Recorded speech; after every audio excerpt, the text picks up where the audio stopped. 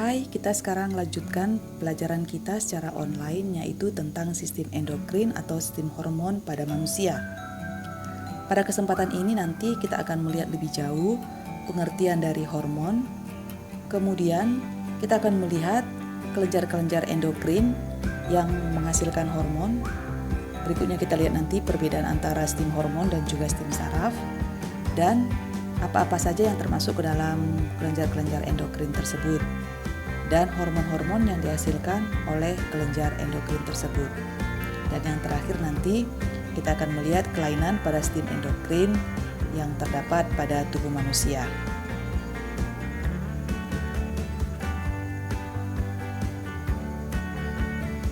Sekarang kita lihat apa yang dimaksud dengan hormon. Hormon itu dihasilkan oleh kelenjar endokrin. Jadi kalau kita melihat apa yang dimaksud dengan hormon, hormon adalah zat kimia yang dihasilkan oleh kelenjar endokrin atau kelenjar buntu yang dibutuhkan oleh tubuh dalam jumlah yang sedikit tapi berpengaruh terhadap aktivitas sel tubuh. Hormon dihasilkan oleh kelenjar endokrin, sehingga kelenjar endokrin adalah kelenjar penghasil hormon.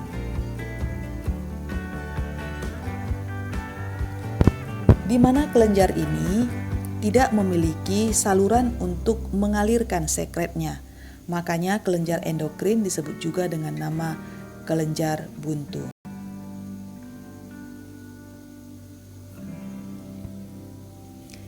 Jenis-jenis kelenjar endokrin pada tubuh manusia, kita perhatikan gambar.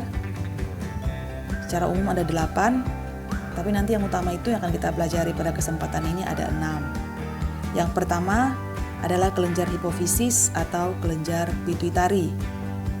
Kelenjar ini terdapat di dalam otak, di mana kelenjar ini disebut juga sebagai master glands karena kelenjar ini mempengaruhi produksi dari kelenjar-kelenjar endokrin yang lain. Yang kedua adalah kelenjar pineal. Kelenjar ini juga terdapat pada otak. Kelenjar ini bertanggung jawab pada jam biologis tubuh manusia atau waktu fisiologis yang menentukan kapan waktu tidur, kapan waktu bangun.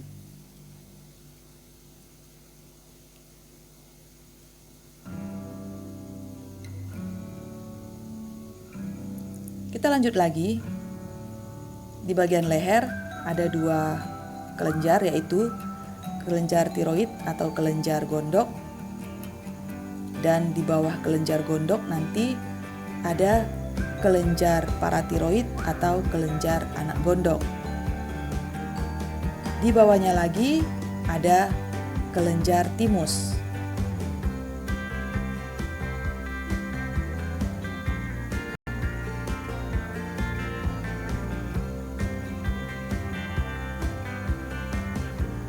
Kemudian ada kelenjar pulau Langerhans atau kelenjar pankreas.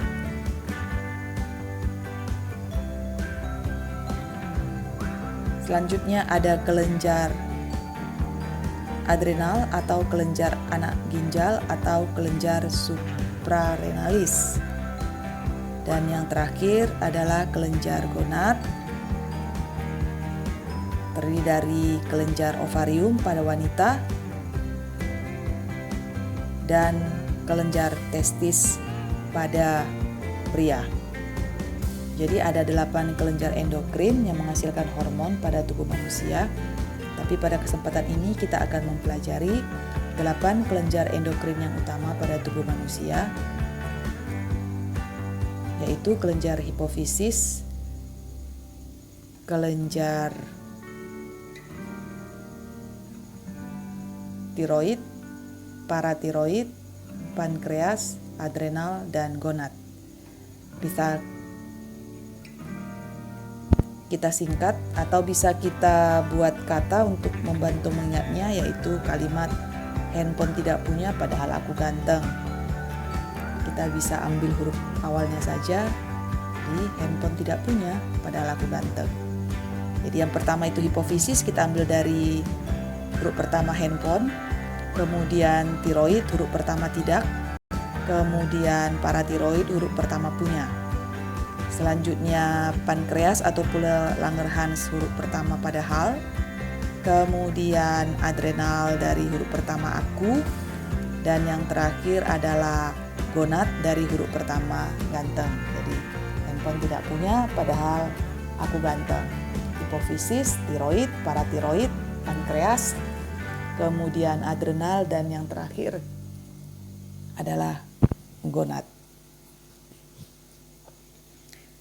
Sekarang kita lanjutkan dengan hormon-hormon yang dihasilkan oleh kelenjar endokrin. Yang pertama adalah kelenjar hipofisis atau kelenjar pituitari. Kelenjar ini terletak di otak, tepatnya adalah di bawah hipotalamus. Ukurannya sangat kecil, kira-kira sebesar biji ercis. Kelenjar ini terletak 3 bagian, di bagian depan, tengah, dan belakang. Pada bagian depan atau lobus interior, nanti akan dihasilkan beberapa hormon. Ada hormon somatotropin atau growth hormone atau hormon pertumbuhan. Kemudian ada hormon TSH, thyroid stimulating hormone. Hormon ini merangsang produksi dari kelenjar tiroid. Kemudian ada hormon ACTH, adrenocorticotropic hormone, merangsang dari produksi kelenjar adrenal. Kemudian ada hormon prolaktin atau disebut juga dengan LTH, lactogenic hormone. Ini untuk merangsang produksi ASI, dan hormon gonadotropin yang pada wanita terdiri dari hormon FSH, follicle stimulating hormone, dan hormon LH, luteinizing hormone. Sedangkan pada laki-laki ada hormon FSH dan hormon ICTH, interstitial cell stimulating hormone.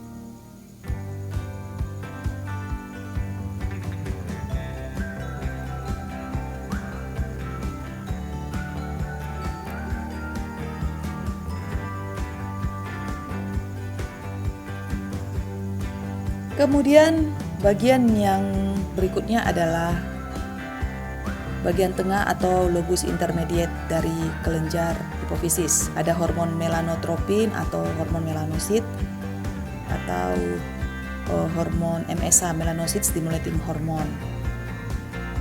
Ini berhubungan dengan sel-sel melanosit nanti. Kemudian pada bagian belakang, bagian posterior, ada hormon-hormon yaitu yang dihasilkan pada bagian posterior.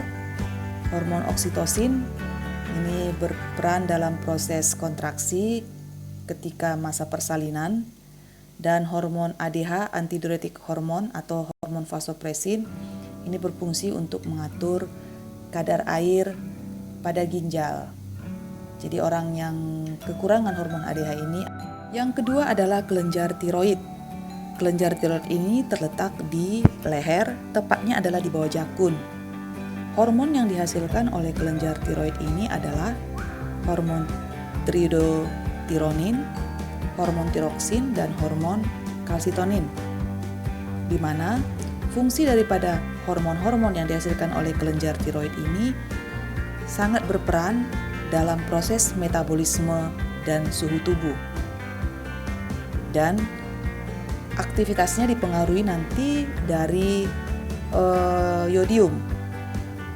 Karena cara kerja kelenjar tiroid ini sangat dipengaruhi oleh keberadaan yodium. Kelenjar tiroid juga produksinya dipengaruhi oleh hormon yang dihasilkan oleh kelenjar hipofisis, yaitu hormon TSH, thyroid stimulating hormone. Dari hormon yang dihasilkan oleh kelenjar tiroid, hormon yang paling utama itu adalah hormon tiroksin. Yang ketiga, kelenjar paratiroid. Disebut juga dengan nama kelenjar anak gondok karena letaknya memang tepat berada di bawah kelenjar gondok atau di bawah kelenjar tiroid.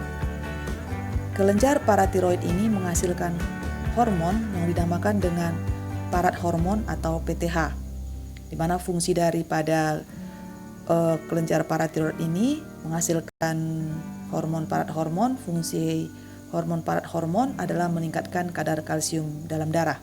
Jadi dia bekerja antagonis dengan hormon yang dihasilkan oleh kelenjar tiroid, yaitu hormon kalsitonin. Jadi kalau kalsitonin itu berfungsi mengurangi kadar kalsium dalam darah, sedangkan parathormon itu berfungsi untuk meningkatkan kadar kalsium di dalam darah. Kalsium itu sendiri berperan nanti dalam proses pembekuan darah atau proses kontraksi otot. Yang keempat adalah kelenjar pulau Langerhans atau kelenjar pankreas. Kelenjar ini menghasilkan hormon insulin dan hormon glukagon. Saya ulangi ya, hormon yang dihasilkan adalah hormon insulin dan hormon glukagon yang kerjanya juga secara antagonis. Hormon insulin itu berfungsi untuk mengubah gula darah atau glukosa menjadi gula otot atau glikogen, dan sebaliknya nanti hormon glukagon itu berfungsi untuk mengubah gula otot atau glikogen menjadi gula darah atau glukosa.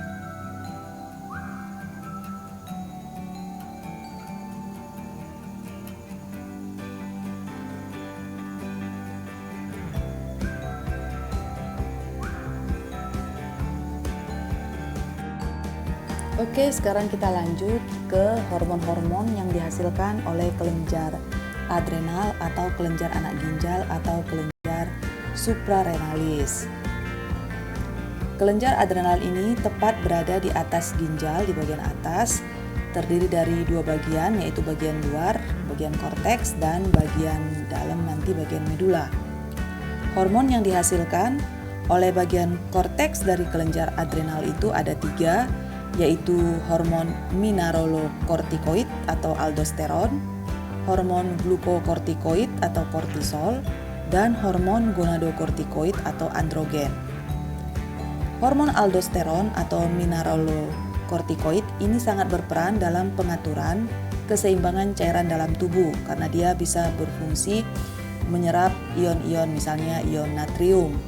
Sedangkan hormon kortisol atau glukokortikoid ini berperan dalam pengadaan glukosa di dalam darah. Kemudian hormon androgen ini berfungsi untuk menghasilkan ciri-ciri kelamin sekunder atau ciri-ciri seks pada laki-laki khususnya. Dan nanti hormon-hormon ini produksinya itu juga sangat dipengaruhi oleh hormon ACTH yang dihasilkan oleh kelenjar hipofisis. Tadi kita lihat di bagian hipofisis anterior itu terdapat salah satunya adalah hormon ACTH, yaitu adrenocorticotropic hormone. Saya ulang ya, ACTH berarti ya adrenocorticotropic hormone itu berfungsi untuk merangsang produksi daripada kelenjar adrenal.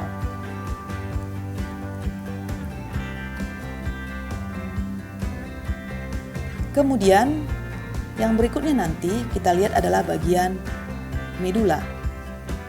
Pada bagian medula akan dihasilkan hormon-hormon, yaitu yang pertama adalah hormon epinefrin atau hormon adrenalin. Dan yang kedua adalah hormon norepinefrin atau noradrenalin. Kita mungkin sering mendengar hormon adrenalin ya. Jadi hormon adrenalin ini disekresikan ketika tubuh kita dalam kondisi stres. Jadi untuk mengantisipasi stres pada tubuh nanti akan dihasilkan hormon adrenalin. Sedangkan hormon noradrenalin itu berfungsi untuk meningkatkan kewaspadaan pada tubuh kita.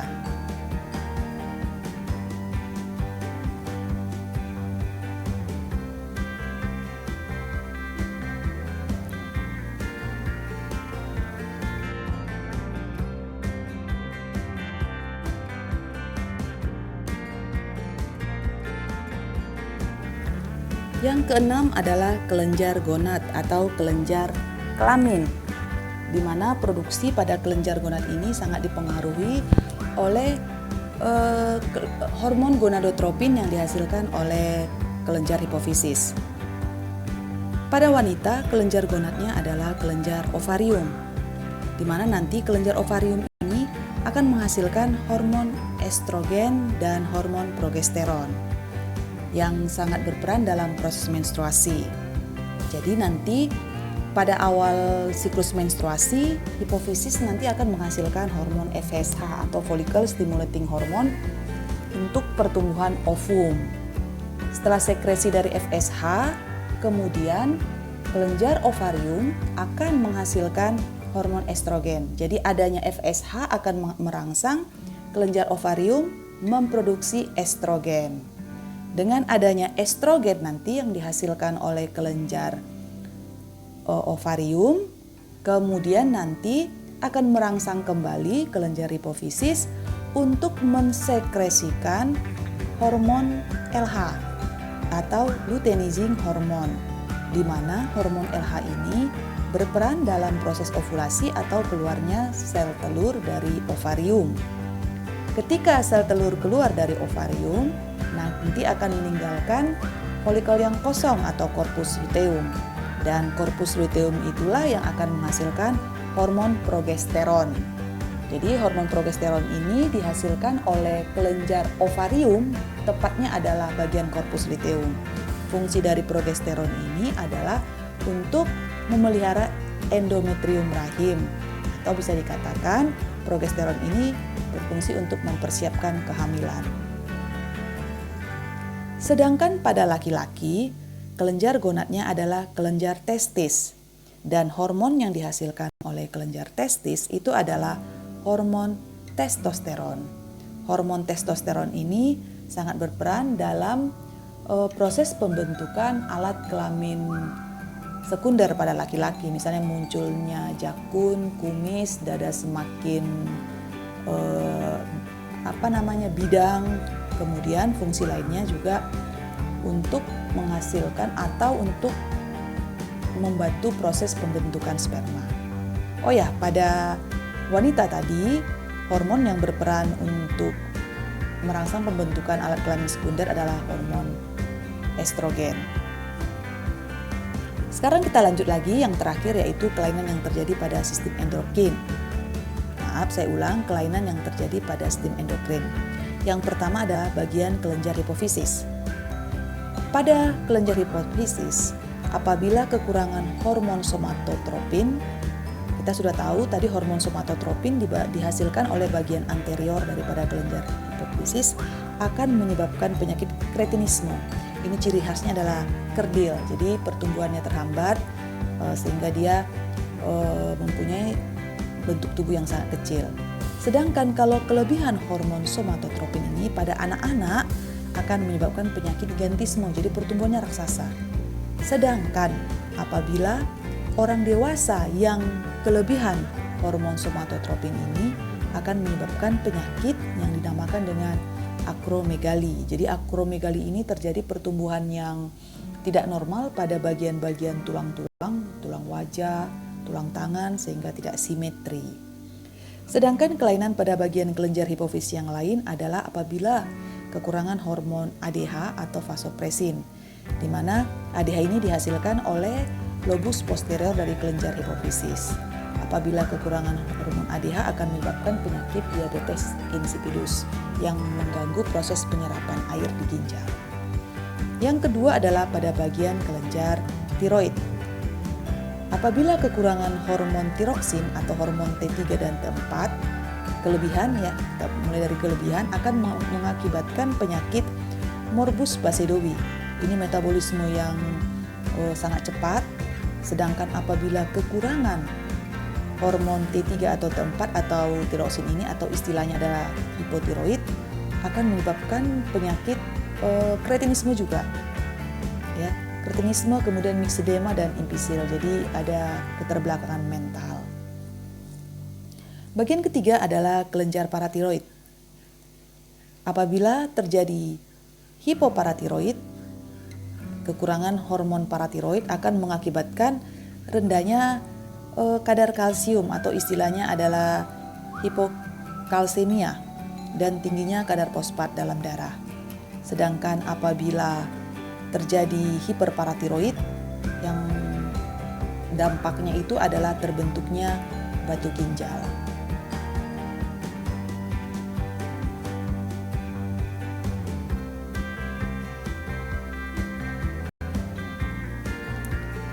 Kemudian yang keempat kita lihat adalah kelenjar pankreas atau kelenjar Pulau Langerhans. Ini mungkin kita sudah sama-sama tahu ya, apabila kekurangan hormon insulin yang dihasilkan oleh kelenjar pankreas ini akan menyebabkan penyakit diabetes mellitus atau penyakit kencing manis. Di mana pada kondisi ini orang yang kekurangan hormon insulin tidak mampu mengubah glukosa menjadi glikogen. Yang kelima adalah pada bagian kelenjar adrenal, apabila kekurangan hormon kortisol dan aldosteron itu akan menyebabkan